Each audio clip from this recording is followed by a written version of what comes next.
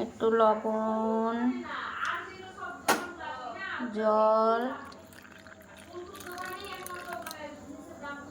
দিয়ে আটাটাকে, এটা ময়দা আছে, মেখে নেবো ভালো করে।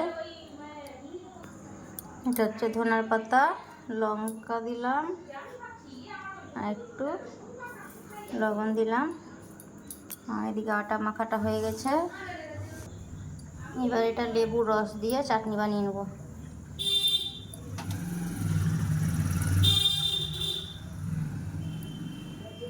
এটা চাটনি হয়ে গেল।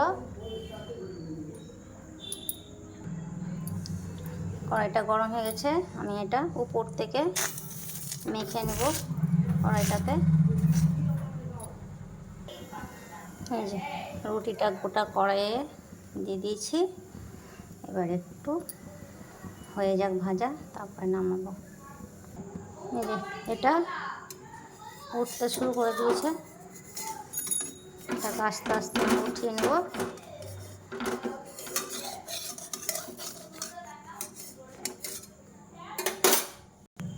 রুটিটা আমার রেডি হয়ে গেছে, এবার নামাবো। দেখো কতটা বড় রুটি। আর এই পাশে আছে এই চাটনি, আর এটা হচ্ছে খেজুর গুড়ের ঝোলা গুড় বানিয়েছি আমি। খেজুর গুড়টাকে একটু জাল দিয়ে ঝোলা গুড়। এ হচ্ছে রাত্রের আজকের খাবার। রুটিটা দেখো কতটা বড়।